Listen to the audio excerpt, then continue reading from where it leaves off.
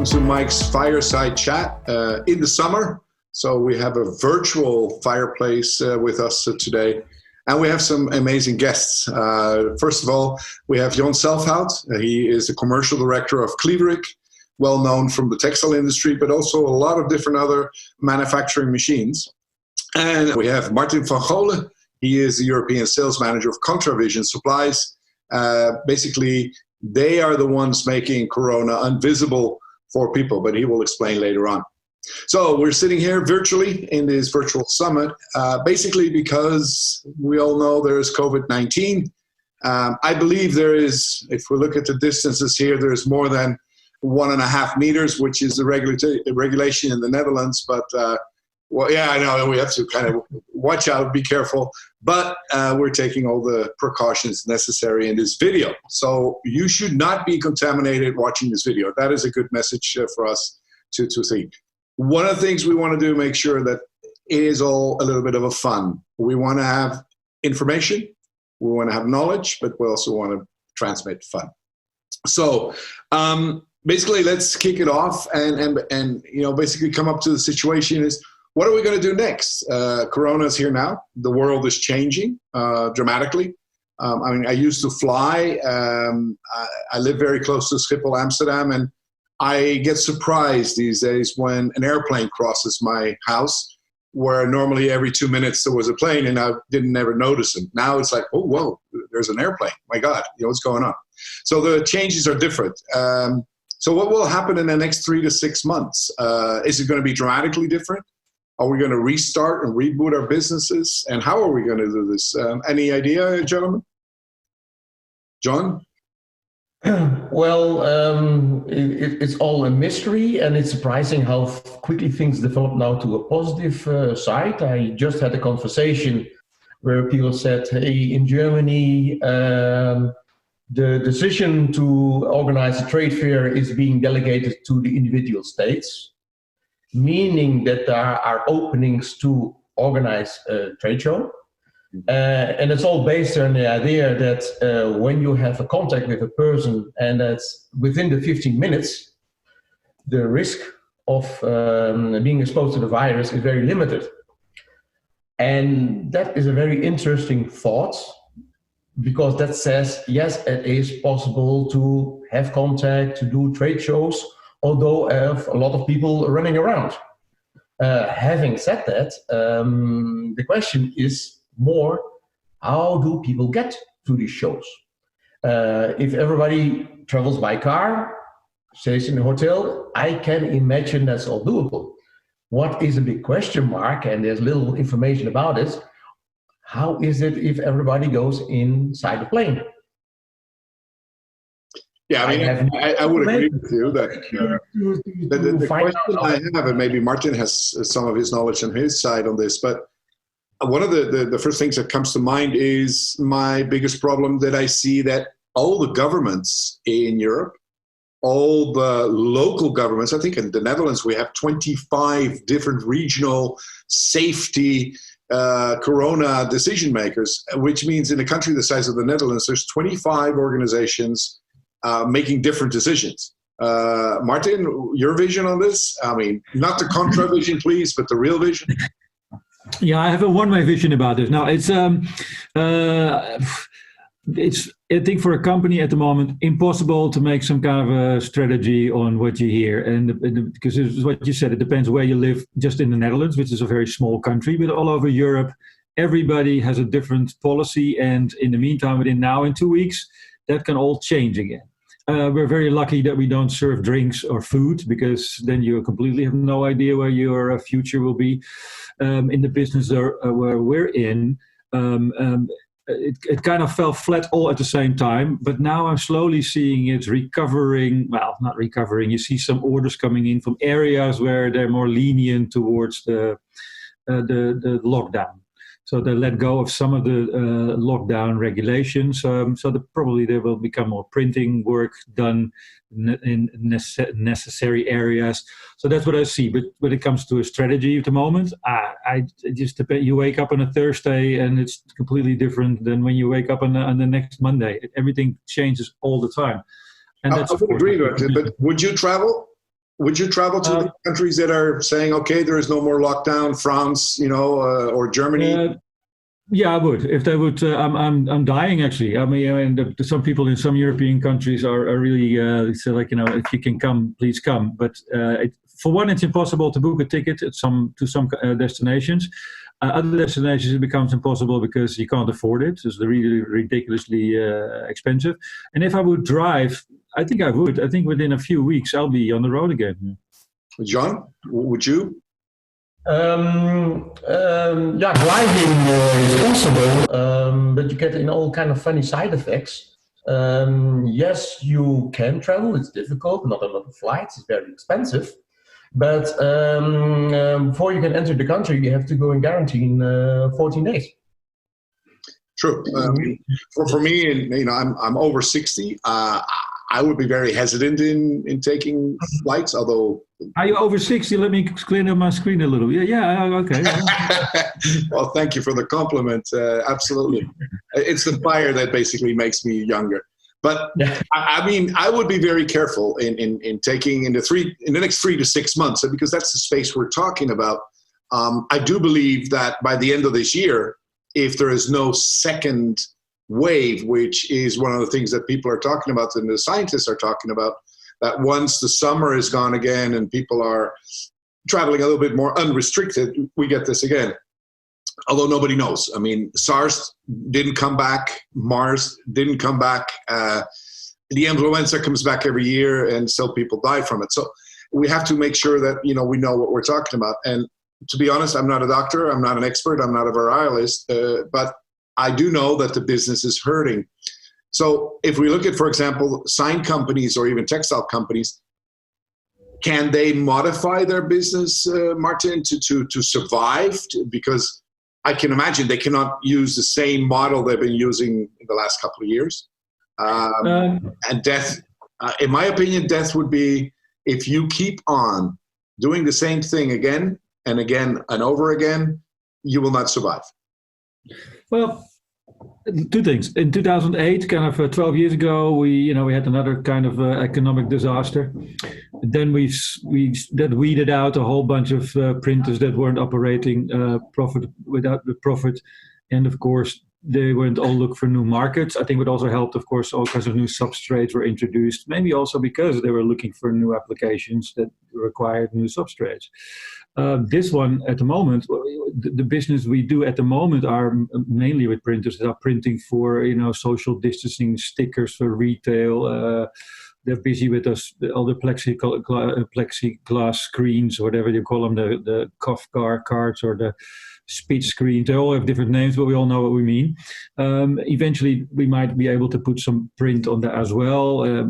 But that's, of course, not enough to get all these printers going in Europe. So, yes, I agree with you. I think some of them we'll see again that they're weeding out the bad ones, the ones with high cost, no business, the low margin ones will be hit very hard. And I don't expect it to come, most of the business to come back within a year either, because all the marketing budgets are being cut as well in the next couple of months. So it's either that we'll be very quiet and we have to look for something else to do, or we'll be very busy because our competitors are no longer there and we can rake up that type of business. But we will be weeding out dramatically within the next 6 months, for sure.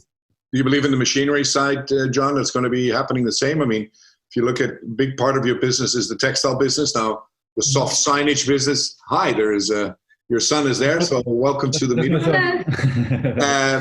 But John, do you believe that in the textile companies that are there today, soft signage, taking that a little bit away, but really the fashion guys and the sportswear guys, where the margins have been very, very small over the years, will they be able to restart their businesses as you know, or do you believe it's going to be needing some help and assistance from manufacturers like yourselves or other things?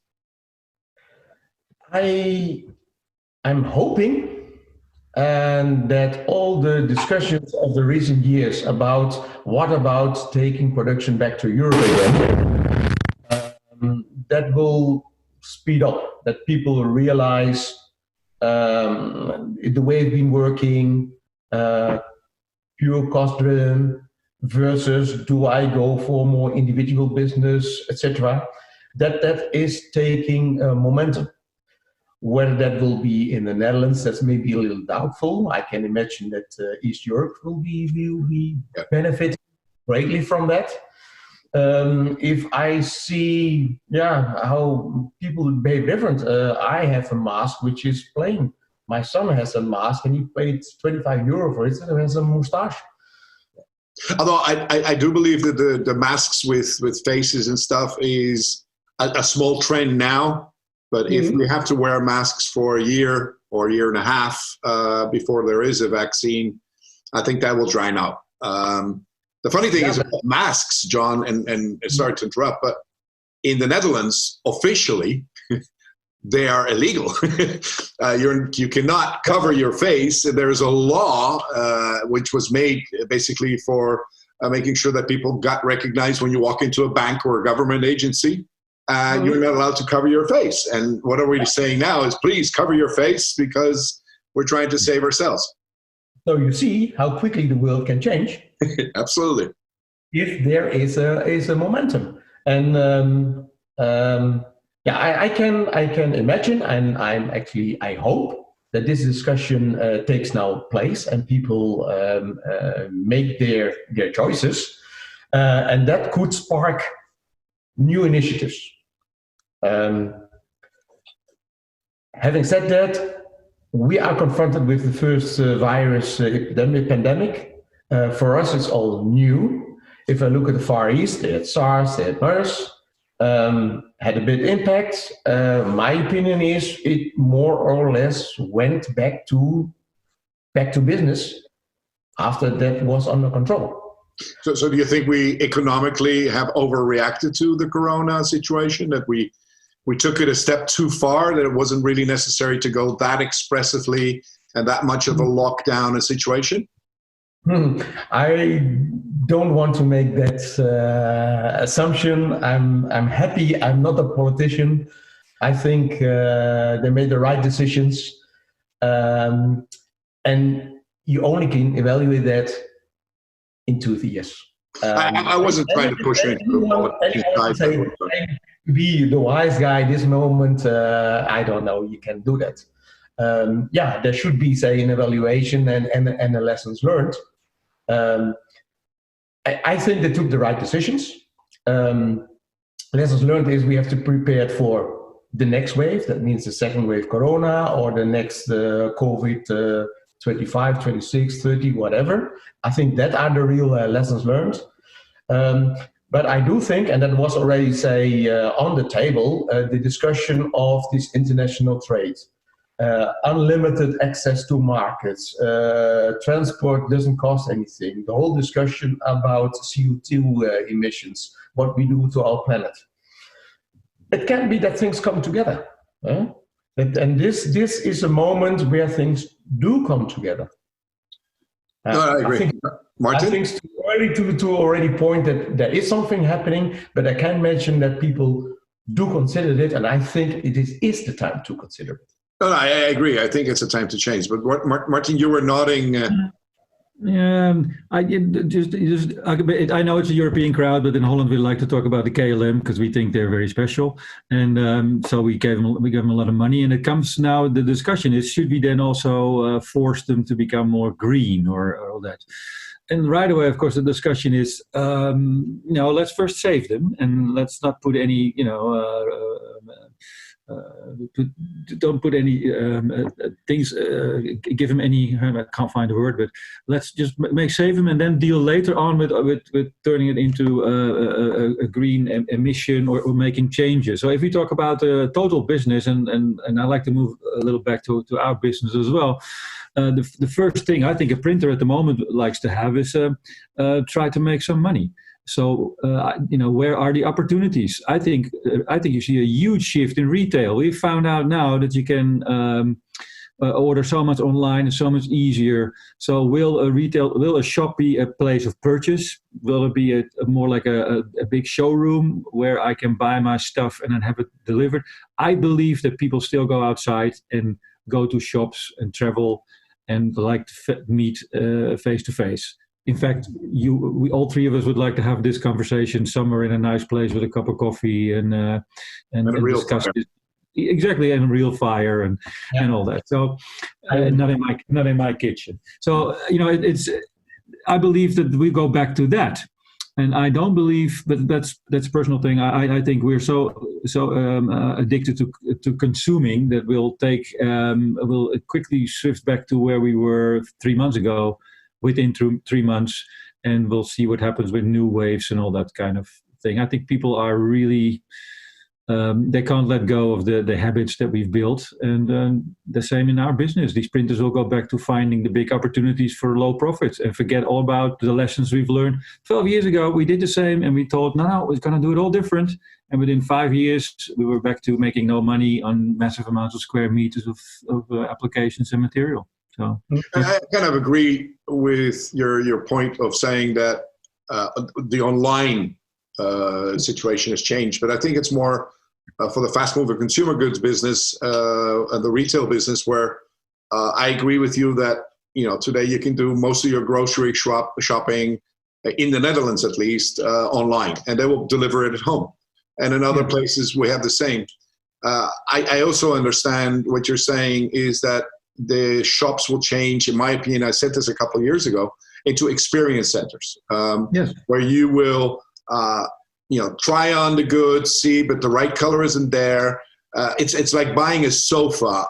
If I can take that, that level, you sit on the sofa, you like the sofa, it sits well, you're kind of happy with it, and then the guy comes with a booklet with 50,000 different colors and patterns and leather, non-leather, sticky, non-sticky, whatever, and then you decide what you want, and then you wait 6 weeks and it gets delivered at home. And I really do believe that the same will happen in parts of our industry. On the other hand, if you take John's machinery, putting an experience center in for John is his dealer. That is the experience center. This is where people will go and look at the equipment, try it out, play with it, test it. And the same goes for your materials, Martin. They go to the dealer. They go to your reseller. Now, the problem is, in my opinion, can the reseller survive? Because now people are starting to buy stuff online. How much margin loss are we going to have in the industry from the manufacturer side, but also from the customer side, because he wants to restart his business and say, I'll give you the discount. Now, once they give a discount, and we all know that, that's kind of a standard. Once the discount, it's you can never say, no, well, I gave you one discount one day, but I'm not giving you anything anymore. It just doesn't work that way. Yeah. How do you feel that is going to work? Because at the end of the day, the reseller is a big part of our sales force. I saw that trend already taking place before COVID. Will it accelerate? Sorry? Will it accelerate, in your opinion, then? It might. Like you said, if dealers do not survive this first phase, you have an imminent situation. In the long term, it might be a trend. You already see now, because the industry is getting more professional, companies are getting bigger, that there is already the separation that the smaller companies, they will go to the dealer because they need the technical support. And the bigger companies, they already want to go direct because they don't need that support. They know what they want. They have actually a defined list of what they need. They want not standard equipment. They want modified equipment to their needs. So that is already a trend was taking place. It very much depends on how the industry will look like. If it are the big players, the professional ones, there will be a trend to go more direct. If there will be a whole lot of startups because everybody starts to make online shops, etc. Then these people will go through dealers because they need the support, which as a brand is very difficult to give on this small company level. But do you think, John, that as Mike said, you're in the hardware. I'm in consumables. So it's slightly, I think it's slightly different how that works when it comes to seeing the product. I mean, I can send them a sample roll, try out, give a call, and a week later I have a nice order. In your case, you can't send a tiny machine, tabletop thingy, and let's go.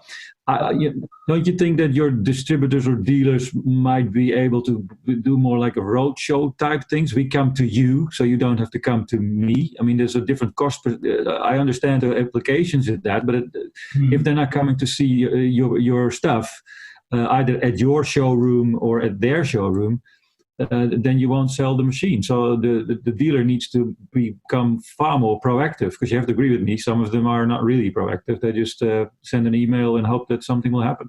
But basically what you're saying... I can imagine that with a dealer having a showroom, I mean, the travel in a local area, I feel that will not be an issue.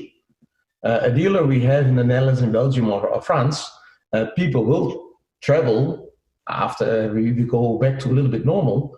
I don't see the limitations in that. Okay. Yeah, maybe a clever guy will rent a truck and put all this equipment in and make a show. I don't see the need for that. But John, that basically means you don't see the need for trade shows anymore, especially the local ones. They're very expensive marketing wise. The return on investment for the smaller shows are discussable. Let's keep this open and positive. I mean, I understand we have the Drupas, the Vespas, the ITMAs, the bigger shows. Those are necessities. Those are. This is where we all survive the new equipment and the new things and the new technologies. But do we need shows like, and I'm going to say shows that are fake because I don't want to implement anybody, but do we need Science Show in Iceland? Do we need the North Faroe, Science Show? Do we need, the Guernsey Textile Show? Do we need those small regional shows? And this is the last question, gentlemen, by the way. So what do you think, Martin? Do you need those shows to get actively your business? Because if we're looking for resellers, maybe it's more to start a trade show for resellers than for end users.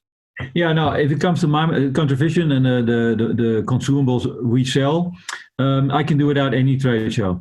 My dealer is a pivotal point in selling, local, speaks the language, understands the printers and the risks that doing business with some of these printers. So what we will be doing at Contravision is attracting the end user, the retail guy that needs the material and has the idea, and refer him back to the local dealer. I don't need a trade show for that. So if particularly the local ones, it costs a lot of money, and my dealer tends to not like them at all because it's anyway. So I think even shows like Cprint, I know they're very successful and we have good experiences with it as it comes to visitors. I think we can, those local shows might be in jeopardy in the future when you ask me. Yeah. John? I agree. Also for our business, the contacts, the dealers, or the business, we call them agents, they make sure we have an ongoing business. The trade shows are supporting that. It's a place to meet, it's a place to make an effective introduction. Yes, we will want to go to shows, we need to shows, but do we really need this number of shows? Do we need a Vespa every year? Is there so much new every year? Do we need all these local shows? Yeah, that will be a question mark. And also maybe driven by costs. Yeah. If we go into a period where people want more discounts to make business possible, etc., the margins are getting smaller. You cannot go on spending high amounts of money if you don't make less. And where do you cut? Do you do less shows, or do you do smaller booths at the show? Where do you make your choice? And my choice would be go to a show, make a big event, but do less of these events. Yeah. Make it worth for people to go there if they go. Well, it makes us think much more which show is right for our business and how can we, maximize the return on investment. And I agree with you, John, that it is difficult, and Martin the same. Resellers also need their trade shows, their local trade shows, but they can do open houses, they can do all kinds of events, which they kind of forgot because in the 90s and even in the beginning of the 2000s, sorry, a lot of these people made these open houses. They made these shows, and they're kind of gone. You know, it was easy. You know, send everybody to Viscom. You know, send everybody to whatever show, and we'll do it there. Maybe a little bit of laziness, if I may say, from the reseller. It was too easy over the years. And maybe they have to work for their money again. And we also, all of us have to work for our money again. Well, that worries. That's my biggest worry, really. You know, that's the. Well, trust me, and in my side of the business, doing consultancy and writing is definitely not the way I envisioned Corona hitting my business and all of our business. Yeah. Gentlemen, I really, you know, we have a short period of time and we had about 25 minutes. Those are about to be expiring. I really want to thank you, John and Martin, for this conversation. I think it's a great initiative to do a global virtual summit and be part of that. And I would like to thank the organizers for this because we would never have the possibility to have this chat without their facilitation of giving us the chance to talk to each other about this. For you as an audience, I hope you enjoyed what we were discussing. We could discuss hours, but time sometimes is refrained, and maybe in the future we'll do some more of these conversations. I thank you all, John, Martin, and thank you, Mike. You at home. Bye-bye.